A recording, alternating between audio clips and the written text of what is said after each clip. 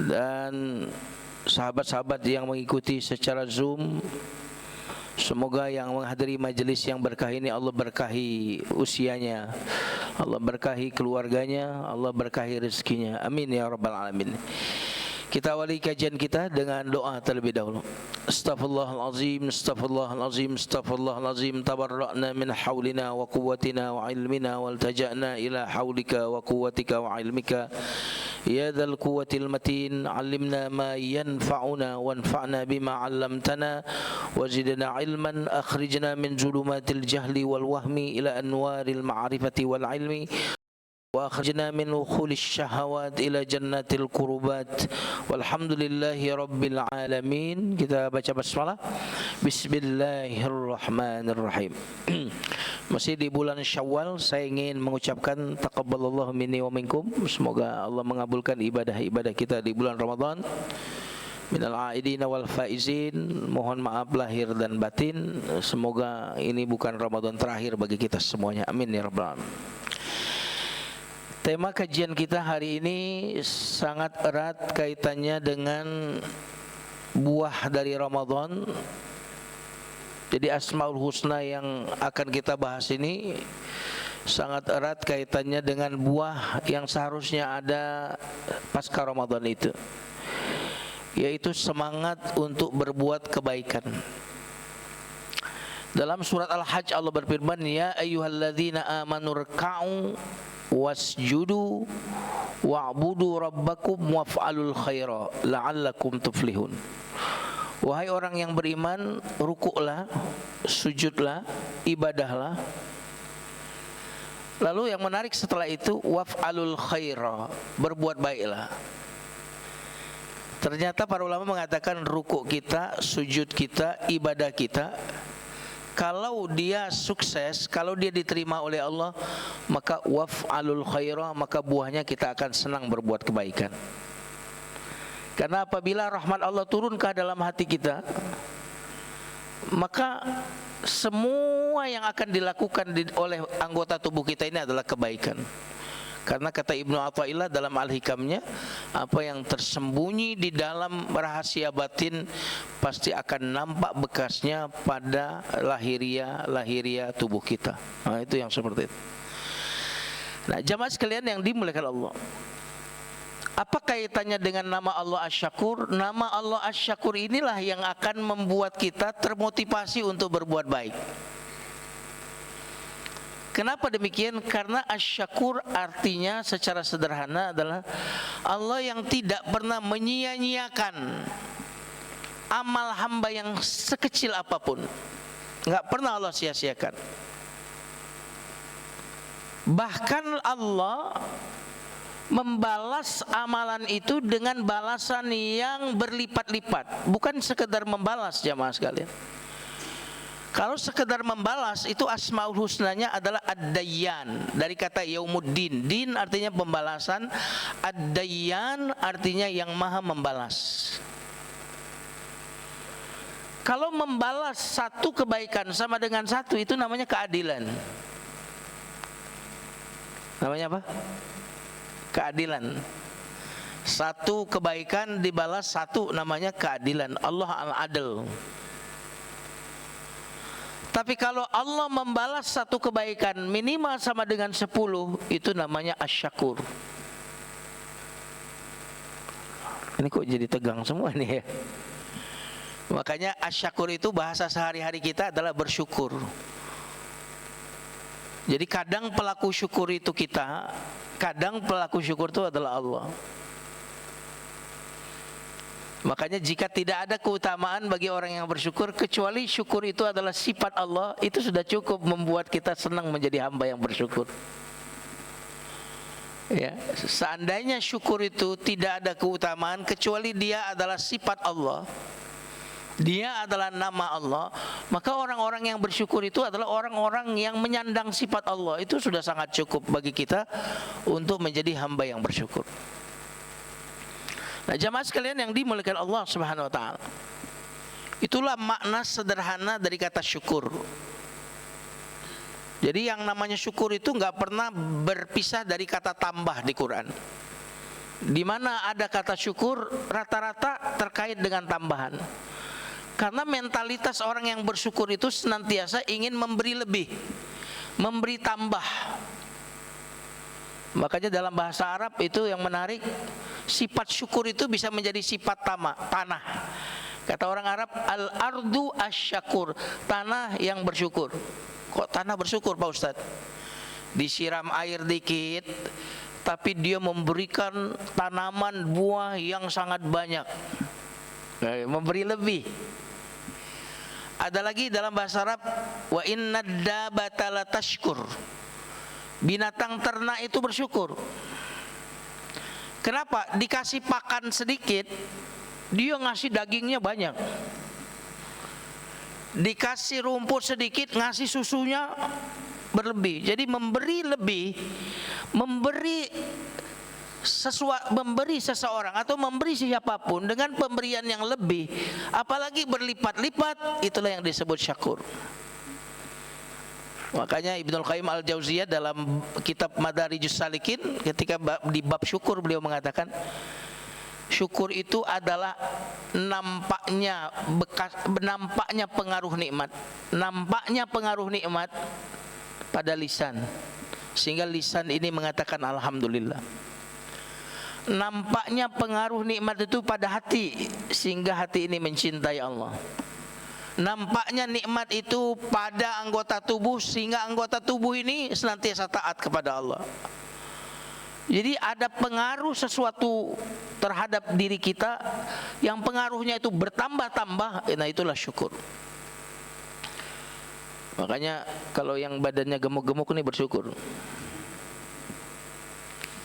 Nampaknya pengaruh nikmat makanan pada tubuh katanya. Wah, ini itu canda ya. Kalau pada hewan begitu definisinya. Jamaah sekalian yang dimuliakan Allah Subhanahu wa taala. Nama Allah Asy-Syakur ini di dalam Al-Qur'an terulang sebanyak 4 kali. Nanti kita akan sebutkan digandengkan dengan nama Allah apa? Nama Allah Asy-Syakur ini. Oke. Di dalam nama Allah Asy-Syakur ini ada 2 yang menarik. Yang pertama, kepastian bahwa Allah akan membalas amal kita. Jadi Asy-Syakur ini, poin yang pertama adalah Allah itu tidak akan mengabaikan, menyia-nyiakan amalan kita. Makanya kalau kita bermuamalah dengan Allah itu, amal itu yang Allah terima itu tidak harus bertonton amal, berkilo-kilo amal. Tapi kalau berinteraksi dengan Allah itu dzarrah, Pak. Faman ya'mal mithqala dzarrah, subhanallah, khairan yarah. Siapa yang beramal kebaikan sebesar dzarrah, yang menarik dzarrah ini, orang dulu nafsirin dzarrah itu dengan apa? Sebesar biji sawi. Zaman masih primitif kita teknologinya menerjemahkannya dengan sawi. Sebesar biji sawi. Ada juga debu yang ada di udara kalau kena matahari, kan gitu kan? Ada juga zarrah atom. Padahal zarrah ini, Pak, zarrah ini kalau kita belajar ilmu fisika itu sudah masuk, kan ada molekul ya. Setelah molekul itu ada atom, ya kan? Di bawah molekul atom. Di bawah atom apa? Hah? Ya, setelah itu apa? Partikel. Setelah partikel? Setelah partikel itu kalau tidak salah kuanta, Pak. Kuanta itu berarti dia energi.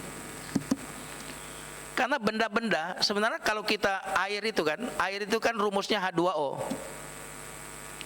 Iya kan? Hidrogen 2H, kemudian O, oksigen. Nah itu kalau dipecah itu cuma energi aja, Pak. Itu cuma energi-energi. Kita ini sebenarnya energi semua nih. Benda-benda yang ada di sini itu energi. Ya, alam kita ini alam energi semua. Karena kalau nggak ada energi nggak akan tersambung, Pak. Contohnya HP dengan HP, ini benda bukan? Kalau nggak ada energinya, ini tidak akan tersambung. Makanya ada energi elektromagnetik. diaktifin tuh handphone, baru bisa nyambung connect. Nah jamaah sekalian yang dimuliakan Allah, jadi terkecil udah nggak bisa dibelah lagi, itu namanya dzarrah. Atom tuh masih proton, neutron, masih bisa dibelah. Tapi sesuatu yang sudah terkecil, tak kelihatan mata lagi, Pak, tak kelihatan mata lagi, itulah yang disebut dengan dzarrah. Allah mengatakan faman ya'mal mithqala dzarratin khairan yarah. Siapa yang berbuat kebaikan sebesar dzarrah, pasti aku akan balas, kata Allah. Jadi kepastian bahwa seluruh amal itu pasti dibalas.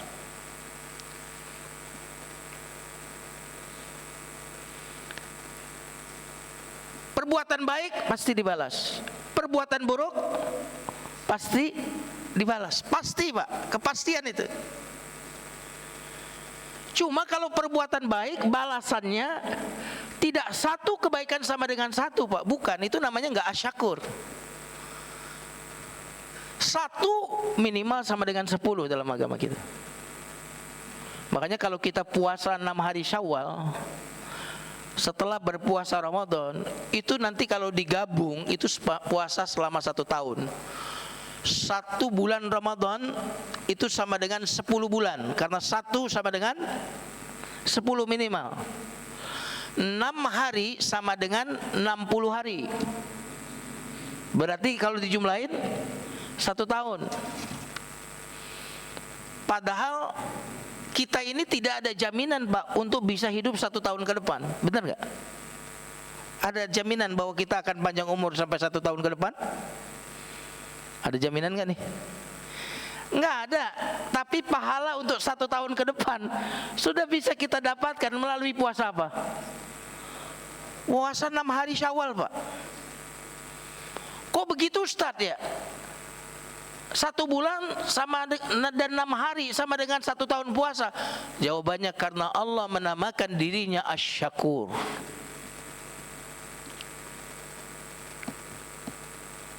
Nah, kalau begitu Allah berinteraksi kita dengan keadilan atau dengan kasih sayang kira-kira? Dengan keadilan atau dengan cintanya? Subhanallah. Maka nama Allah Asy-Syakur ini hanya bukan bisa, Pak, kalau seseorang itu jatuh cinta, Pak. Makanya orang yang jatuh cinta itu nggak hitung-hitungan, Pak. Kayak kita sama anak-anak kita tuh nggak ada hitung-hitungan, ya. Bener nggak? Pernah ngitung-hitung gitu ya? Yang ada anak kita yang ngitung-hitung. Kalau kita nggak ada ngitung-hitung. Kenapa? Karena interaksi kita dengan anak kita adalah cinta. Interaksi Allah dengan kita itu adalah cinta. Makanya jika ini kita tauladani jamaah sekalian, Asy-Syakur ini, kita senantiasa melihat kebaikan, bukan 1 kebaikan, tapi minimal 10, hubungan kita akan baik. Betul atau tidak? Kalau ini kita terapkan kepada istri kita di rumah kita, 1 kebaikan istri sama dengan minimal berapa? 10. 1 kekurangan istri sama dengan 1. Kira-kira tuh langgeng nggak tuh keluarganya? Langgeng kan nih jamaah? Sakinah mawaddah warahmah nggak tuh? Sakinah mawaddah warahmah. Tapi yang terjadi apa? Sebaliknya. 1 kebaikan istri sama dengan 100. 1 kebaikan istri sama dengan nggak ada kadang-kadang. 1 kekurangan istri, oh iya, sama istri juga begitu kadang-kadang. Sekian ribu kebaikan suami, 0, ya. 1 kekurangan dia, wah itu makanya ahli sejarah itu wanita-wanita itu. Udah berapa lama kejadian yang menyakitkan dia, masih ingat saja tuh ahli sejarah. Ingat nggak Abi dulu? Kemarau sekian lama katanya hapus dengan hujan 1 hari. Ini kan? Jamaah sekalian yang dimuliakan Allah Subhanahu wa taala. Mari kita lihat beberapa Asmaul Husna hasil digandengkan dengan apa? Di antaranya Allah menggandengkan Syakur ini dengan Halim. At-Taghabun ayat 17, wallahu syakurun halim. Syakur berarti udah paham maksud saya kan? Allah maha bersyukur, maha menghargai, maha berterima kasih. Halim ini artinya apa? Maha menangguhkan siksaan padahal dia mampu menyiksa. Itu namanya halim. Kalau tidak menghukum orang karena tidak mampu, itu nggak disebut halim. Makanya Nabi Yusuf tuh halim. Kenapa?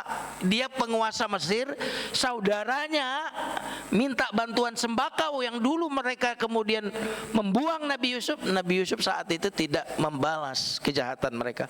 Halim namanya itu, Pak.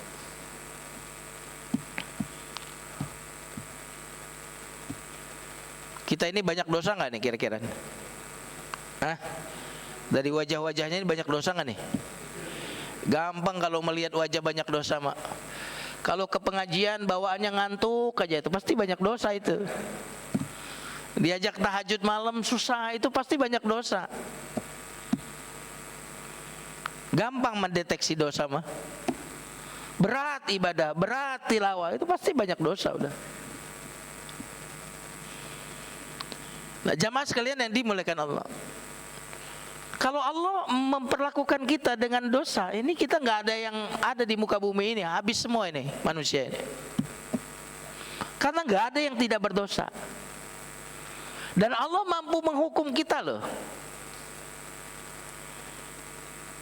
Coba kalau kita lihat bagaimana jahatnya Israel itu kan, benar nggak? Kita nggak sabar. Saya yakin malaikat pun udah gak sabar tuh. Tapi kan malaikat gak bisa, Pak, melakukan apa-apa kalau gak diperintah oleh Allah. Ya, tanazzalul malaikatu birruhu tanazzalul malaikatu warruhu. Kan ada kata min amrihi, harus dengan perintah Allah. Saya yakin tuh bumi nggak sabar sudah. Bumi nggak sabar ingin menelan orang-orang jahat itu.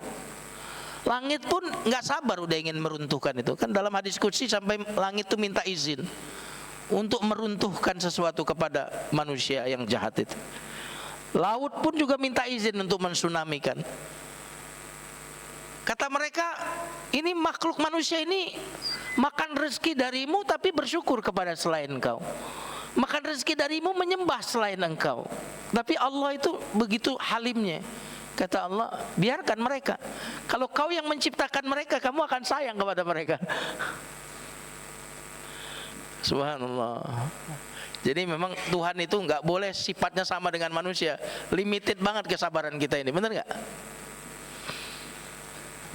Tuhan itu harus maha. Jamaah sekalian yang dimuliakan Allah, digandengkan juga dengan syakurun halim. Subhanallah. Kalau dosamu, aku halim loh. Subhanallah. Aku halim. Aku bisa mengazabmu tapi aku tangguhkan. Siapa tahu kamu mau berubah. Untuk kebaikanmu, aku syakur. Enggak pernah akan sia-sia kebaikan. Subhanallah, ini indah sekali penggandengan ini. Kemudian kita lihat lagi misalkan nama Allah Asy-Syakur digandengkan dengan Ghafur. Ini menarik teman-teman. 42 surat 42 ayat 23. Wa may yaqtarif hasanatan nazid lahu fiha husna innallaha ghafurun syakur.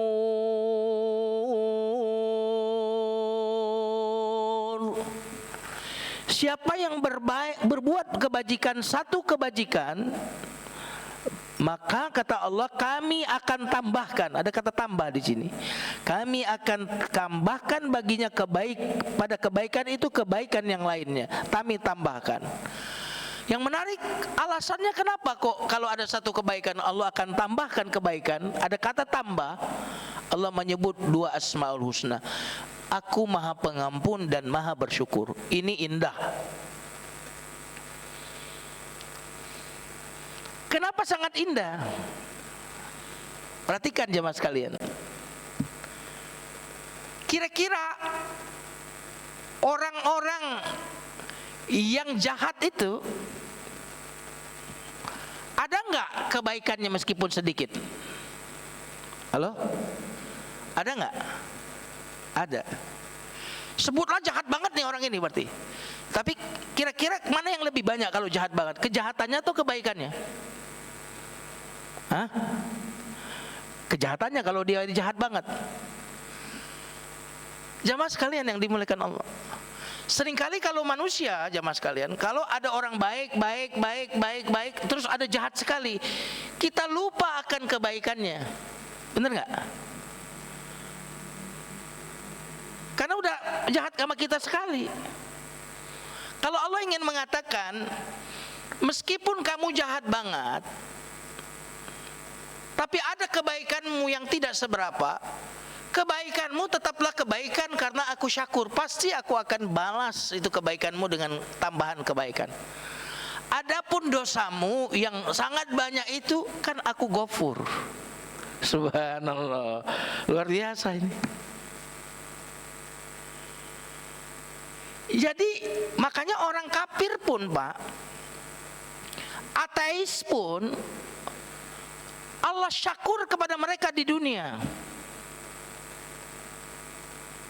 Di dunia, makanya nama Allah Asy-Syakur ini kalau di dunia tidak mensyaratkan iman. Di mana? Di dunia. Kalau balasan akhirat baru syarat iman, Pak. Kalau di dunia ini balasan Allah tak bersyarat ikhlas dan tidak ikhlas. Anda mau ikhlas, mau tidak ikhlas, berbuat baik pasti dibalas. Anda beriman atau kafir, ateis sekalipun, berbuat baik di dunia pasti dibalas. Kalau di akhirat gimana, Ustaz? Oh, kalau di akhirat kamu iman nggak? Kalau di akhirat kamu ikhlas nggak? Tapi kalau di dunia, Pak, ikhlas nggak ikhlas, didasari iman atau tidak didasari iman, berbuat baik pasti Allah akan balas berlipat, apapun agamanya, apapun motifnya. Halo? Makanya kita pernah lihat nggak orang kafir rajin memberi tambah kaya, ada nggak? Halo? Iya. Orang Islam tapi pelit tambah miskin. Makanya Pak, yang suka, saya ketemu di beberapa perusahaan itu ownernya itu non muslim, tapi mereka rutin sekali berbagi kepada orang-orang muslim. Bukan karena beriman kepada Islamnya itu, karena mereka merasakan langsung efek dari perbuatan baik mereka itu terhadap kekayaan mereka.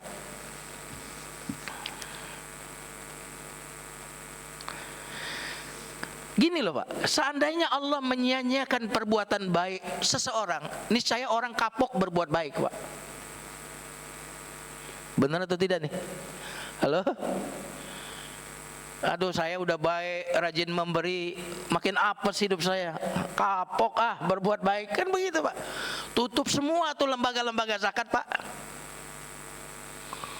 Orang yang pernah infak di lembaga zakat itu udah selesai, udah nggak mau lagi.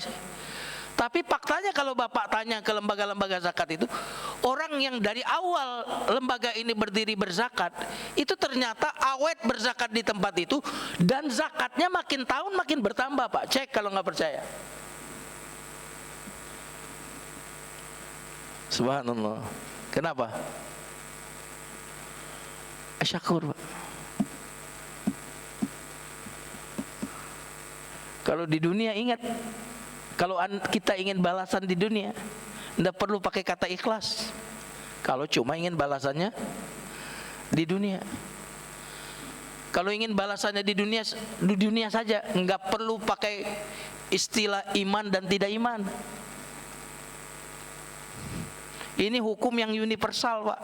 Makanya buku-buku tentang the power of giving itu bukan cuma ditulis oleh orang Islam. Bapak ke Gramedia coba. Itu penulis-penulisnya non-muslim itu, buku-buku barat itu pakai bahasa Inggris.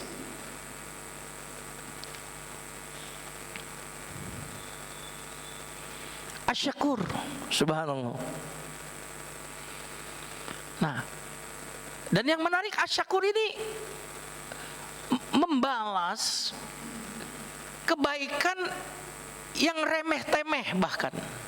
Jadi nggak ada sesuatu yang kebaikan yang remeh menurut kita kecuali Allah akan hargai. Apalagi kalau kebaikannya itu bukan yang remeh.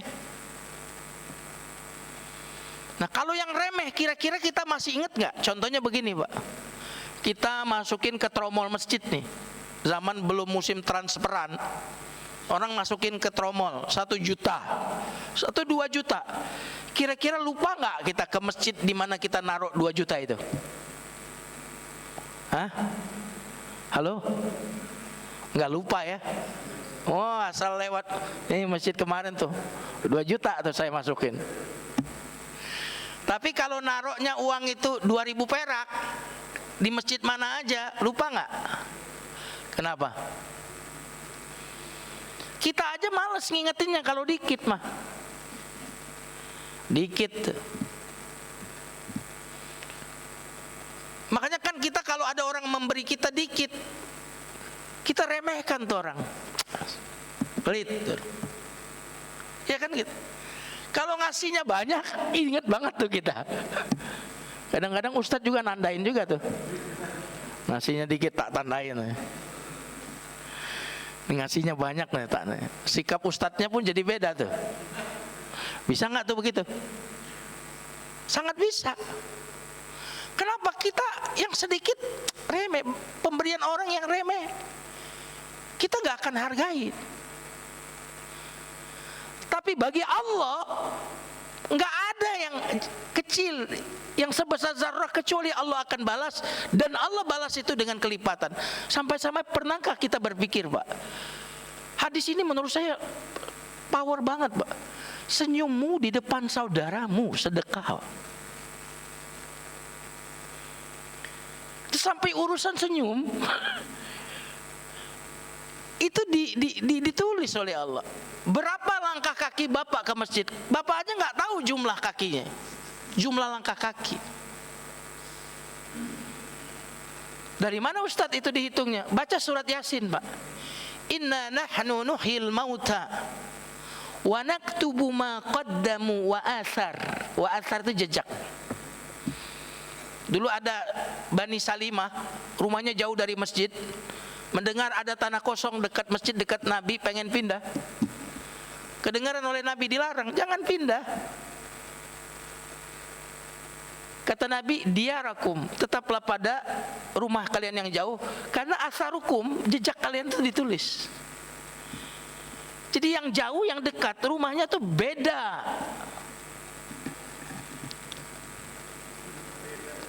Beda, Pak, pahalanya tuh beda. Makanya hitungan orang ke masjid, Pak, bukan dimulai dari waktu sholat, Pak, dimulai dari sebelum sholat. 7 golongan yang dinaungi oleh Allah di saat tidak ada naungan kecuali naungan Allah. Siapa itu? Seseorang yang hatinya terikat dengan masjid. Jadi belum waktu zuhur hatinya, oh itu udah ditulis tuh. Makanya sebagian sahabat dulu kalau jalan ke masjid tuh jalannya rapat-rapat. Enggak langkah renggang-renggang gitu. Kenapa? Biar banyak langkahnya. Kalau kenapa jalannya begitu? Biar.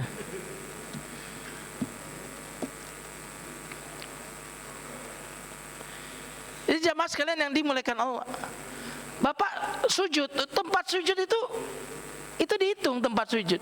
Makanya orang Indonesia cerdas-cerdas. Saya sih nggak mau cuma sujud, nyender juga saya kalau di pengajian. Biar temboknya nanti juga dihitung juga tuh. Makanya orang Indonesia mau di mana-mana gampang nyarinya. Di Mekah banyak orang gampang nyari orang Indonesia. Lihat aja di tembok-tembok itu orang Indonesia semua.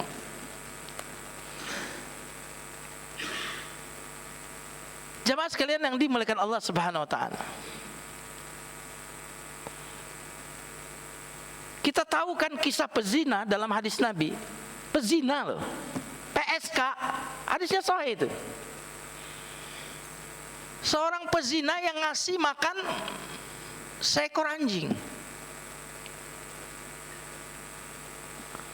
Yang berbuat baik pezina, memberi minum kepada, bukan kepada manusia, seekor anjing. Orang Indonesia, orang Islam kan agak-agak alergi kan dengan anjing kan. Padahal kata anjing sendiri di Quran itu, boleh nggak melihara anjing? Ayo. Dalam Al-Quran itu ada anjing yang mukallibina tu'allimunahun, anjing yang kalian ajari. Jadi anjing yang terpelajar. Buruannya halal Pak, anjing yang ngaji. Itu dalam Islam itu dibedakan dengan anjing yang tidak ngaji. Anjing yang kuliah dengan yang tidak kuliah itu dibedakan oleh agama kita. Anjing yang kuliah itu ada di Quran, Pak. Makanya Ashabul Kahfi itu ada kata anjing di situ. Kan yang nggak boleh kena ludahnya, Pak.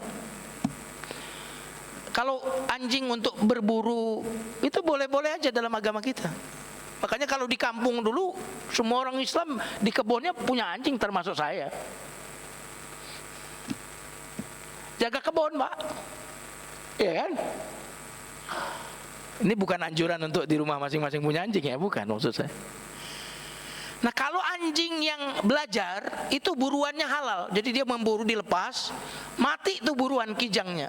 Belum sempat disembelih, halal. Karena ngaji anjingnya, belajar, diajari berburu.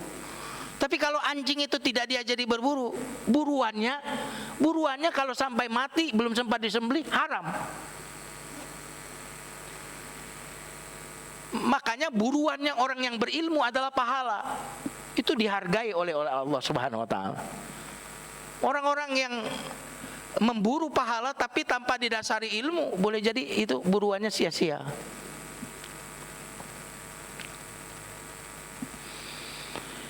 Jamaah sekalian yang dimuliakan Allah, kembali kepada kisah hadis tadi bahwa seorang wanita pezina PSK memberikan minum kepada seekor anjing yang ludahnya najis anjing itu.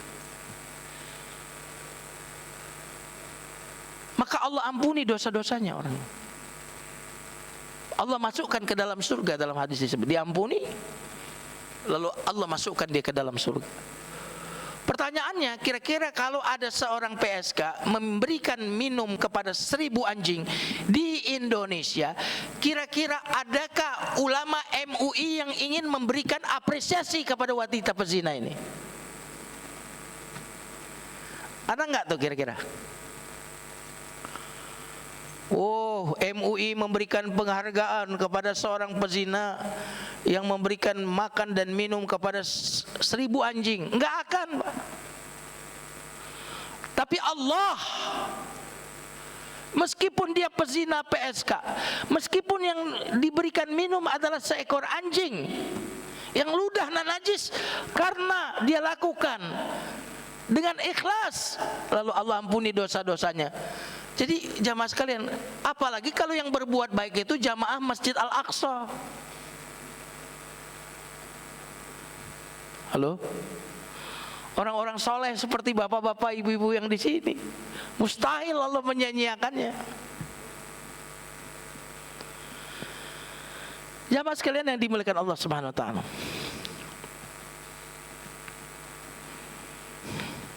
Ada hadis yang sangat luar biasa, hadis riwayat Bukhari dan Muslim, ittaqun nara walau bisyikki tamrah.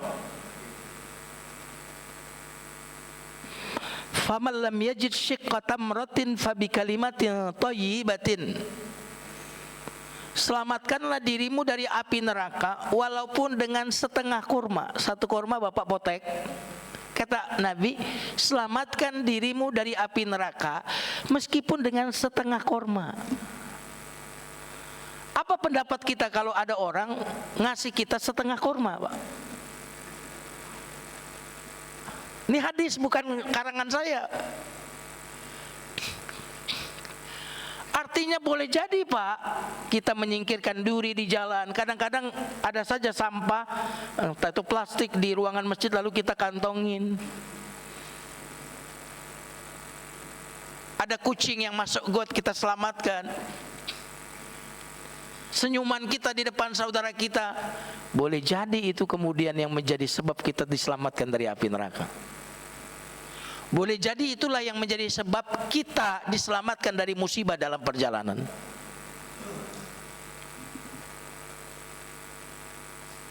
Kadang-kadang amalan yang remeh itu yang kadang-kadang ikhlas, Pak. Bener gak? Halo? Makanya kalau masuk toilet tuh doa. Siapa tahu itu amalan yang ikhlas.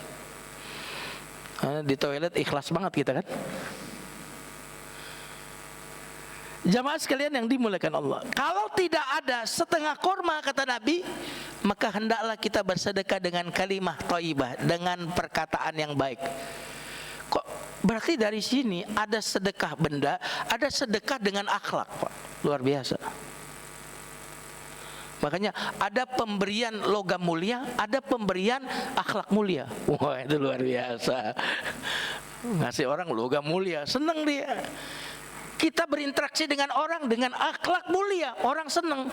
Sama sedekah juga namanya. Satunya sedekah dengan benda, satunya sedekah dengan akhlak.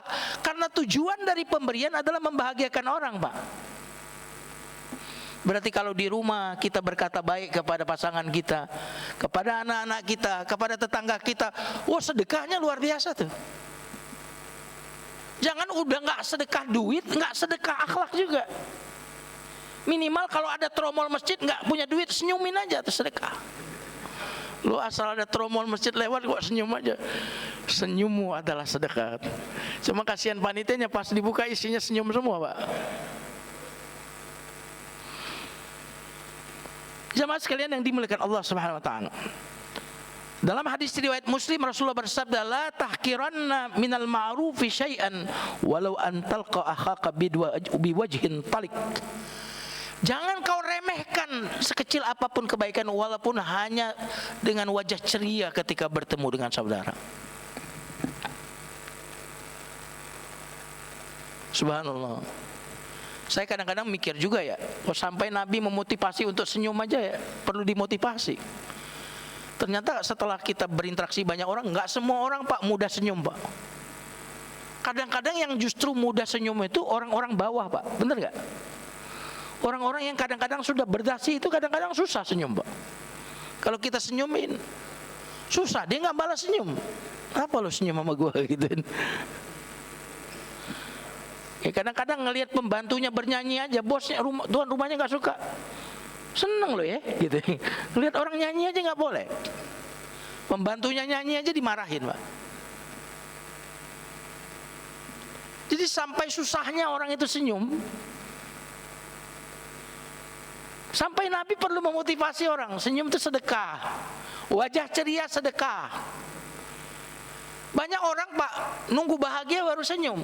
Kebalik, Pak, senyum aja langsung bahagia. Syarat tercepat untuk bahagia adalah tersenyum, Pak. Langsung saat itu juga jadi bahagia. Setuju gak nih? Nanti pulang senyum-senyum aja. Suasana rumah langsung jadi berubah loh, Pak. Suasana batin tuh langsung berubah, Pak, kalau kita senyum. Kayaknya diri kita ini perlu juga kita senyumin. Lihat cermin, senyumin. Ya paling istri bilang, aduh kacau nih suami saya. Jamaah sekalian yang dimuliakan Allah Subhanahu wa taala. Mari kita lihat sedikit kesempurnaan definisi asyakurin. Allah asyakur adalah yang berterima kasih atas amal yang sedikit, memaafkan kesalahan yang banyak. Dia tidak mengabaikan balasan bagi orang-orang yang berlaku baik, bahkan melipat gandakannya.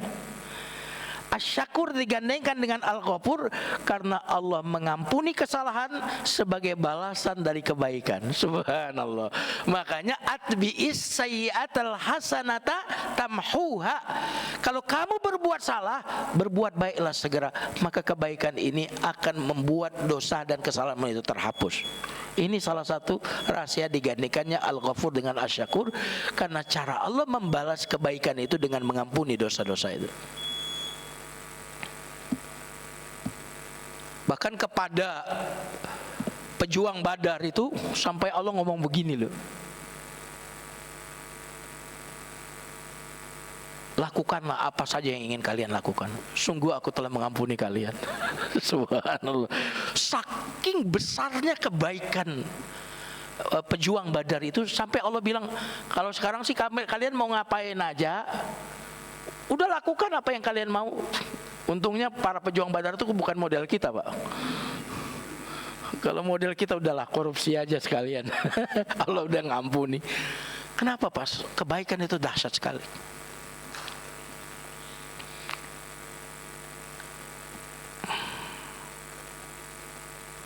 Di antara wujud syakurnya Allah kepada hambanya adalah bahwa siapa saja yang meninggalkan sesuatu karena Allah, nescaya Allah akan menggantikannya dengan yang lebih baik. Itu lihat, Bang. Sampai kita, saya sih meninggalkan ini karena Allah, itu digantikan oleh Allah dengan yang lebih baik. Contohnya siapa? Nabi Yusuf. Nabi Yusuf digoda Zulaikha. Makanya menarik surat Yusuf, saya nggak bosan-bosan kalau cerita surat Yusuf itu. Zulaikha aktif sekali keinginannya kepada Nabi Yusuf. Nabi Yusuf pun ingin kepada Nabi Zulaikha, kepada Zulaikha. Itu disebutkan dalam Quran, walaqad hammat bihi wa hamma biha. Sungguh Zulaikha ini sangat menginginkan Yusuf sebagaimana keinginannya kepada suaminya. Dan Yusuf pun ingin, tapi tidak pakai kata sungguh.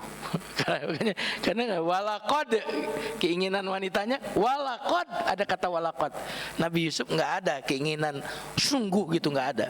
Ingin menunjukkan bahwa dia laki-laki normal. Jadi kalau ada, saya sih secantik apapun Ustadz, wanita kalau bukan istri saya nggak selera. Kayaknya lebih hebat dari Nabi Yusuf orang ini. Nabi Yusuf selera, Pak, wanita cantik. Lalu apa keutamaannya kalau kita meninggalkan sesuatu yang kita tidak selera? Apa hebatnya? Hebat itu doyan duit, ada kesempatan korupsi tapi nggak korupsi, hebat itu. Hebat itu adalah ada wanita cantik, nggak ada yang lihat. Wanita itu menggoda kita, kita selera, lalu kita tinggalkan karena itu, hebat, Pak. Kalau kita sama wanita nggak open, nggak ada selera, terus kemudian kita tidak melakukan perzinahan, apa nilainya? Setuju ya? Udah gitu Nabi Yusuf lari, Pak. Nabi Yusuf lari. Makanya kadang-kadang saya tuh bersyukur saya ini nggak terlalu ganteng nih, alhamdulillah, Pak. Iya beneran, Pak. Godaannya berat sekali, Pak, ganteng itu. Bener nggak? Dan bahayanya juga wanita itu setiap melihat laki-laki banyak duitnya selalu ganteng, Pak. Bener nggak tuh, Pak? Halo? Wanita itu mau kayak apa jeleknya laki-laki, kalau dia duitnya begini banyak gitu, langsung ganteng itu, Pak. Jadi jangan kira banyak duit itu nggak berat, Pak. Berat. Jangan kira ganteng itu nggak berat. Berat sekali, Pak. Kalau sekarang kan kita godain, dia nggak nengok, Pak.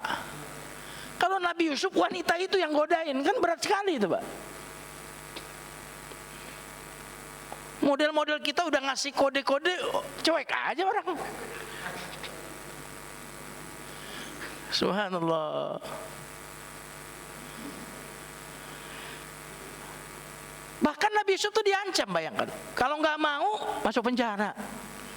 Berat, ngancam, punya kewenangan masalahnya. Bukan ancaman orang jalanan. Tapi Nabi Yusuf meninggalkan itu cuma karena takut kepada Allah. Inni akhafullah, aku takut sama Allah. Apa yang terjadi? Maka Allah menganugerahkan kepada Nabi Yusuf dengan kemampuan untuk mentakbir mimpi. Ya subhanallah. Jadi kalau kita meninggalkan yang haram karena Allah gantikan nanti Pak dengan sesuatu yang lebih baik. Karena Allah Asy-Syakur. Allah gantikan Nabi Yusuf dengan memberikan kedudukan yang agung dalam pandangan manusia. Dia mengagungkan Allah di hatinya, maka Allah agungkan Nabi Yusuf di hati para manusia.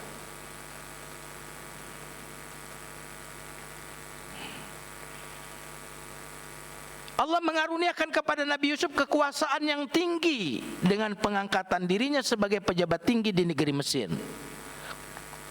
Subhanallah, ya, Allah Asy-Syakur, Allah yang tidak menyia-nyiakan.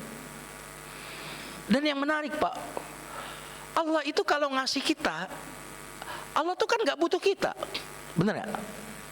Allah tuh berbuat baik kepada kita. Apakah Allah butuh kita? Enggak. Butuh kita gak nih Allah? Butuh gak nih jemaah?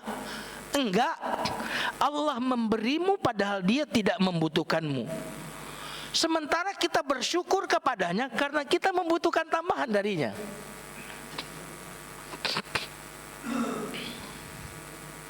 Subhanallah. Saya ingin tutup dengan satu hadis yang diriwayatkan oleh Imam Tirmizi. Kata Nabi SAW, ad-dunya li arba'ati nafarin. Dunia itu diperuntukkan untuk 4 orang.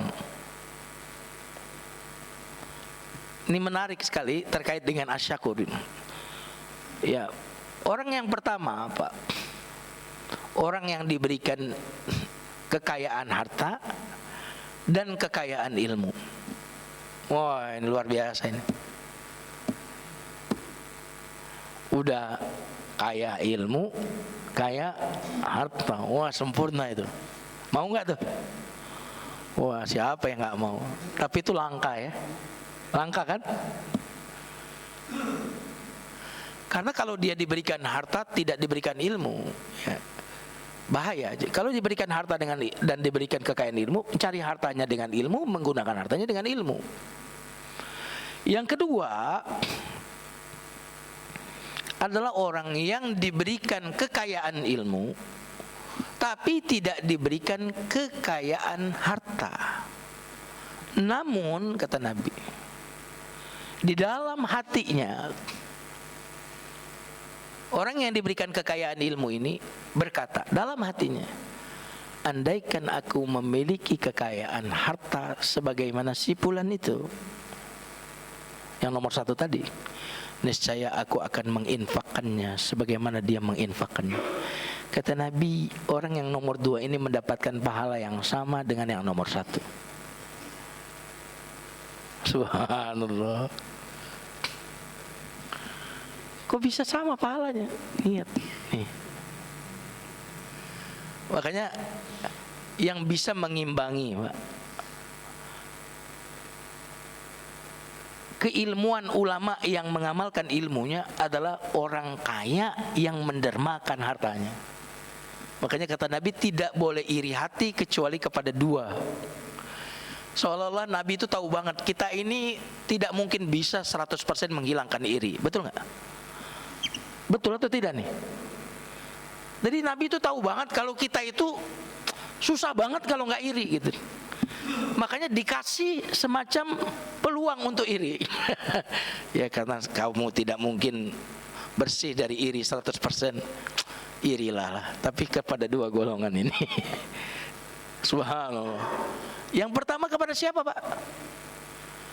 Kepada seorang yang diberikan ilmu, diberikan Quran, lalu dia mengamalkan Quran itu ya siang hari dan malam dia amalkan. Kalau dalam konteks salat malam dia amalkan, siang hari dia amalkan, dia ajarkan. Wah, irilah kepada orang itu. Yang kedua adalah kepada orang kaya yang dermawan, yang menafkahkan hartanya baik secara terang-terangan ataupun sembunyi. Kepada 2 golongan itu irilah kalian. Baik, tadi baru nomor 2. Nomor 3 Pak. Nomor 3, diberikan harta kekayaan tapi tidak diberikan ilmu. Wah, ini bahaya. Kenapa? Cari hartanya bisa saja dengan cara yang haram, nggak ada ilmunya. Menggunakan harta bisa saja dengan cara yang haram juga, nggak ada ilmunya. Karena harta itu ditanya nanti apa? Dari mana dan untuk apa? Nah, yang keempat ini jangan sampai kita yang keempat, Pak. Apa itu yang keempat? Udah miskin, sakit-sakitan, apalagi itu Pak? Rumahnya mau rubuh, apalagi Pak? Hitam, sebutlah semua-muanya. Bodoh pula Pak. Berarti di antara 4 ini mana yang menjadi pilihan kita Pak? Hah? Mana yang boleh kita pilih nih? 1 dan 2, tidak ada pilihan yang lain. Makanya kalau kita ini kaya, harta juga nggak seberapa, mbok ya thalabul ilminya dikencengin lah Pak. Halo? Ini udah harta nggak kaya juga, ilmu juga nggak kaya juga. Berarti kalau nggak ketiga, keempat lah kita itu.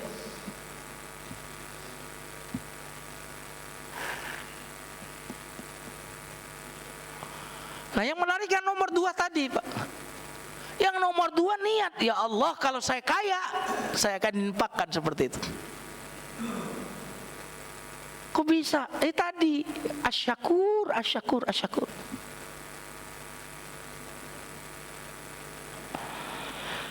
Terakhir jamaah sekalian yang dimuliakan Allah, salah satu manifestasi dari asyakur yang paling indah adalah surganya Allah, adalah bentuk kesyukuran Allah kepada kita. Usia kita ini sebutlah ya antara 60 tahun sampai 70 tahun. Saya yakin di sini tidak ada yang mau 80 tahun. Angkat tangan yang mau 80 tahun. Yang mau 80 tahun angkat tangan. Hah? Iya, masih ada tapinya, tapi sehat gitu. Iya kan? Kalau usia kita 70 tahun, dipotong masa balik 15 tahun, udah sisa berapa tuh? Dipotong tidur 20 tahun. Itu kalau kita hitung-hitung kira-kira yang benar-benar efisien untuk beribadah itu berapa tahun itu? 15 tahun lah sebutlah gitu ya. Itu pun bukan ibadah yang sangat khusyuk, sangat sempurna, totalitas.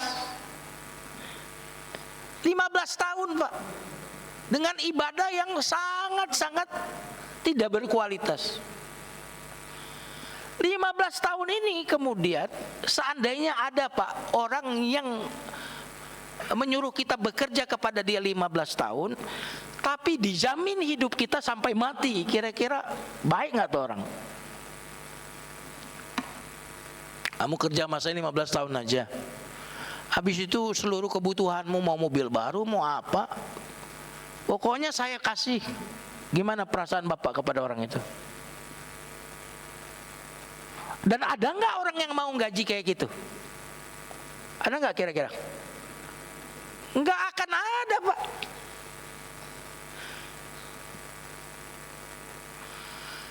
Lima 15 tahun ibadah kemudian dibalas dengan surga yang abadi Pak.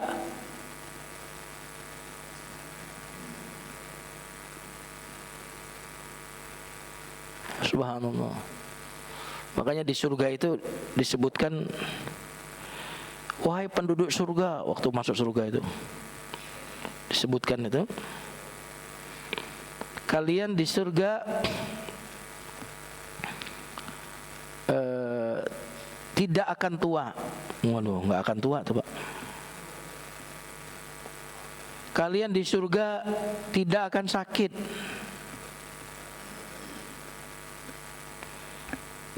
Hadis riwayat Muslim, jika penduduk surga sudah masuk surga, maka ada yang berseru, wahai penduduk surga, sesungguhnya kalian akan hidup dan tidak akan mati. Subhanallah.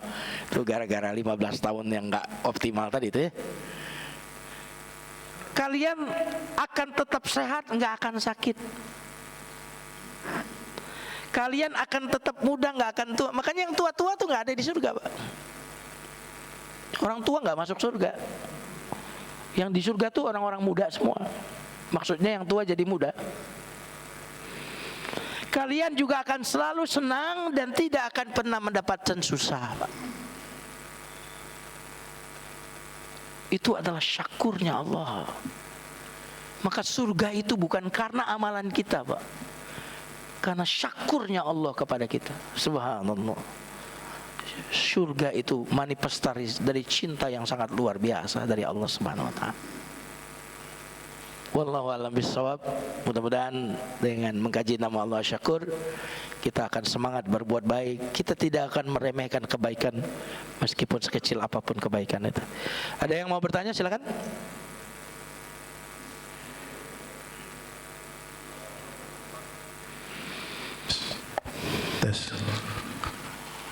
Ustaz, itu pahala ini yang menarik ya, sampai nama orang aja ada pahala ya. Nama orang aja namanya ada pahala itu. Direktur lagi. Gini Ustaz. Ya. Kalau orang non muslim, tadi kan dia beri pahala hanya dunia saja ya. Ya. Katakan lagi uang masjid 2 miliar, 3 miliar, berarti kan dunia aja ya. Berarti akhirat dia nggak dapat. Kecuali muslim. Betul. Ini ada di Al-Baqarah nih. Silakan baca. 62. Orang mukmin, orang Yahudi, orang Nasrani, dan orang Sabiin. Siapa saja dan mereka benar-benar beriman kepada Allah, hari kemudian dan beramal soleh, dan mereka akan menerima pahala dari Tuhan mereka. Iya. Tidak ada yang khawatir kepada mereka, tidak pula mereka bersih hati. Itu gimana tuh? Iya, itu betul ayat itu. Ayat itu adalah sebelum kedatangan Nabi Muhammad. Jadi umat Nabi Musa misalkan, Yahudi beriman dengan Nabi Musa dan meninggal sebelum kedatangan Nabi Isa. Berarti zaman waktu itu ya? Ya zaman itu. Artinya mereka yang meninggal dunia beriman dan belum sempat menemukan Nabi yang belakangan. Kalau setelah Nabi Musa, Nabi Isa. Yang beriman kepada Nabi Musa, ketemu Nabi Isa harus beriman kepada Nabi Isa. Yang di zaman Nabi Isa ketemu dengan Nabi Muhammad, mereka harus mengimani karena sejalan. Karena kitab-kitab Taurat, kitab-kitab Injil itu mengabarkan akan Nabi yang datang belakangan seperti itu. Nah, jadi yang meninggal sebelum berjumpa dengan syariatnya Nabi Muhammad, mereka melaksanakan Injilnya, ya, mengamalkan Injilnya pada masa Nabi Isa, mereka mendapatkan pahala. Ya, mungkin. Nah, tapi ketika diutus Nabi Muhammad, mestinya kalau mereka benar mengamalkan Injil, langsung inilah Nabi yang diberitakan oleh kitab kami, oleh Nabi kami untuk kami imani, mestinya langsung menyambut. Ya mungkin. Gitu, pemahamannya seperti itu. Jadi tidak kontradiksi dengan ayat-ayat yang lain. Gitu. Wallahu a'lam bishawab. Assalamualaikum. Gimana kabar nih? Sehat. Silakan. Ya, alhamdulillah. Terkait asyukur sama Al-Halim. Ya. Batasan sampai di mana Allah itu menurunkan i'tiraj kepada seorang manusia. Iya.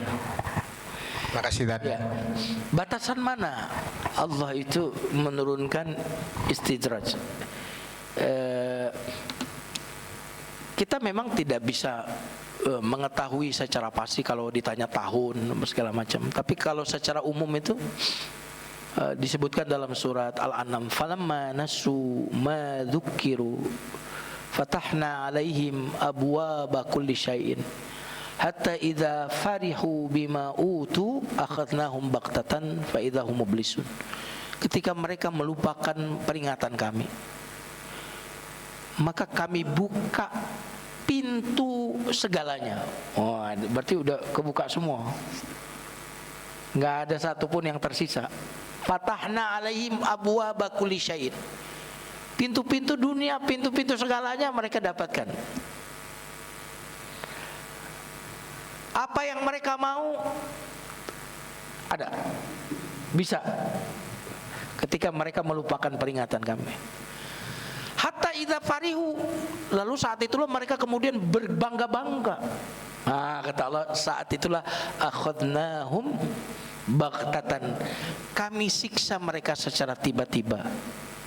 Berarti tanpa mereka bisa prediksi, baghtatan, tiba-tiba sekonyong-konyong. Tanpa mereka bisa prediksi. Faidah mublisun, tiba-tiba mereka semuanya binasa dalam keadaan membisu, ya nggak bisa ngomong apa-apa. Jadi ayat-ayatnya seperti itu. Saya tidak bisa merincikan seperti apa. Karena Firaun itu berapa lama dia berkuasa, zalimannya, ya kan? Kalau Musa bayi saja tuh harus dirawat sama beliau sampai gitu kan. Itu ya memang ukuran kita dengan ukuran Allah tuh beda. Kalau kita melihat ini udah keterlaluan banget lah kira-kira gitu ya. Halo? Makanya Tuhan itu bukan kita. Kalau kita udah habis semua manusia yang zalim ya. Iya kan? Ya.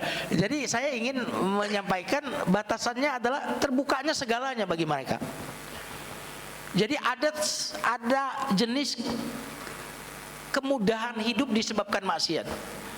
Jadi kalau kita ingin hidupnya mudah tuh ada dua jalur. Yang pertama takwa. Insya Allah kalau takwa ya berkah langit, berkah bumi. Tapi saya juga nggak mau takwa Ustadz, tapi pengen kaya. Sudahlah, kamu lupakan peringatan Allah, lawan Allah, itu juga dibuka. Ada dua cara kan gitu kan.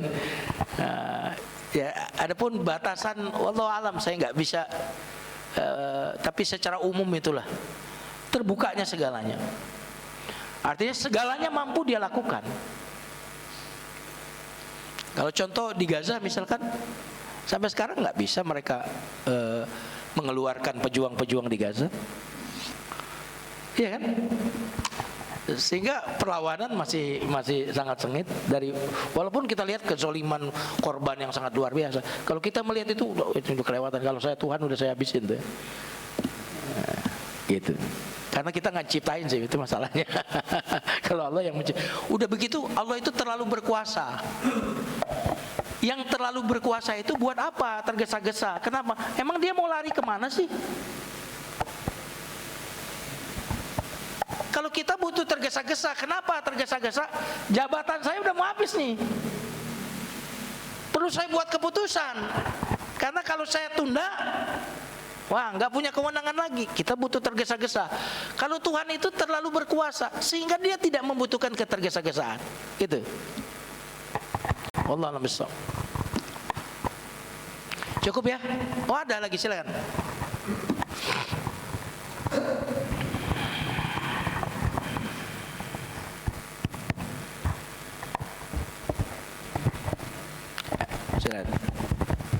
Ustaz, mau tanya Baik. tentang hadis yang tadi pelacur yang memberi minum kepada anjing gitu ya.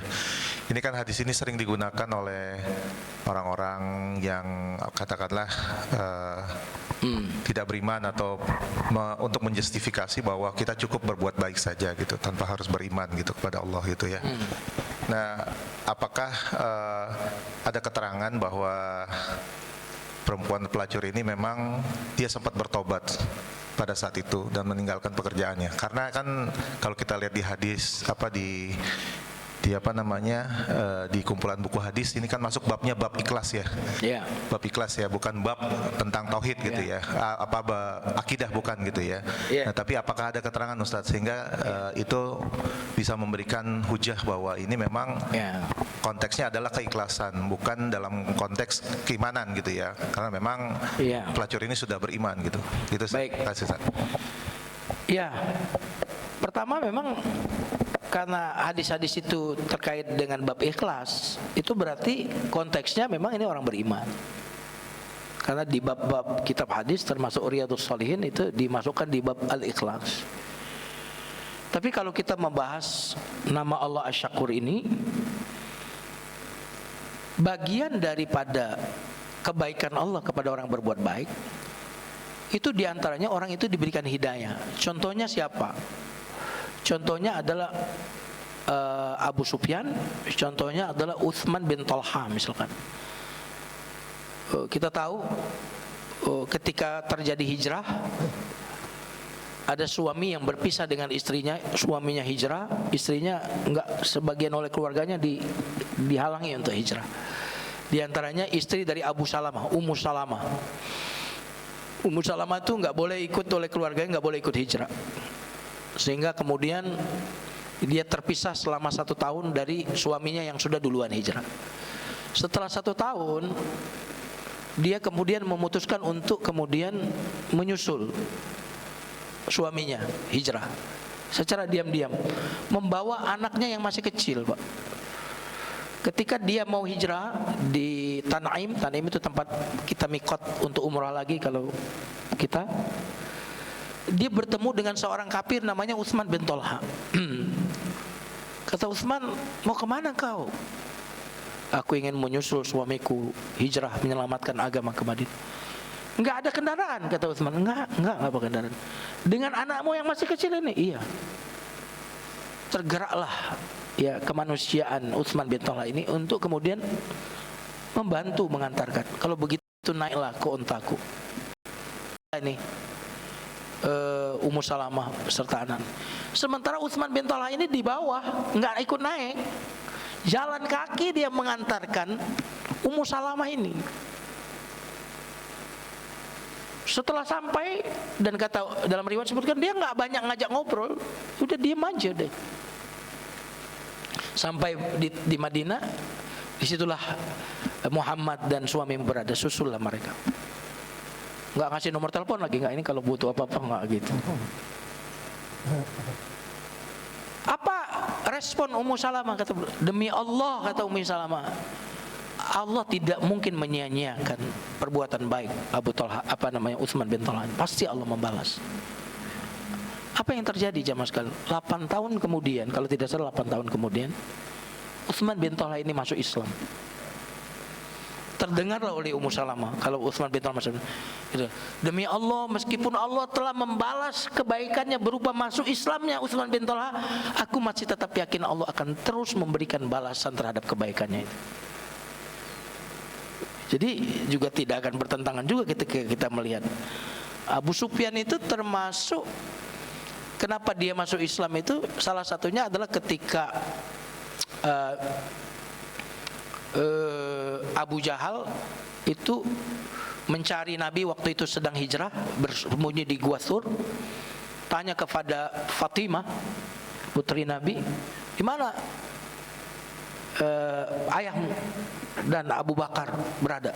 Dia nggak kasih tahu, dia tampar itu, tampar, antingnya jatuh, berdarah, tersungkur itu. Kemudian Abu Sufyan lihat itu, setelah bisa lihat, dia bantu, dia bersihkan itu darah, lalu dibawa ke rumah Abu Jahal, ketuk pintu Abu Jahal. Kata Abu Sufyan, kamu tadi mukul dia ya? Kira-kira iya. Sekarang Fatimah pukul lagi dia. Nah, ini didengar oleh Rasulullah. Ya, kata Rasulullah, ya Allah, jangan lupakan kebaikan Abu Sufyan. Apa yang terjadi kemudian kita tahu, Abu Sufyan masuk Islam. Artinya terkadang jamaah sekalian, Allah itu menghargai. Kan kita tuh kadang-kadang kaget juga ngelihat orang yang ancur-ancuran kira-kira gitu. Sekian tahun nggak ketemu, tiba-tiba berubah. Gue nggak percaya lu bisa berubah kayak gini, jadi soleh kayak gini kan gitu. Ya banyak tuh orang-orang gitu yang kita tahu masa lalunya hancur banget, ketemu dia wajahnya bercahaya, kayaknya lebih soleh dari kita gitu. Boleh jadi ada kebaikan dia yang Allah balas dengan sebuah hidayah. Ya, jadi kalau betul tadi, kalau konteks hadisnya masuk di bab keikhlasan, walaupun tidak kita temukan kisah apakah kemudian dia ini kemudian memang bertobat segala macam, nggak ada. Tapi kan dari situ nggak mungkin orang yang Allah ampuni lalu kemudian Allah tidak berikan jalan tobat, kan tidak mungkin gitu. Iya kan? Tidak mungkin. Tidak mungkin yang Allah menghargai amal baik seseorang Allah ampuni kemudian orang ini, karena kalau dia masih kafir kan tidak akan diampuni. Innallaha la yaghfiru aysyraka bihi wa yaghfiru ma duna dzalika liman yasha. Wallahu a'lam bishawab. Ini yang bisa saya sampaikan. Kita tutupkan ya. Cukup dengan doa kafaratul majlis. Subhanakallahumma bihamdika asyhadu an la ilaha illa anta astaghfiruka wa atubu ilaik. Barakallahu li wa lakum. Wassalamualaikum warahmatullahi wabarakatuh.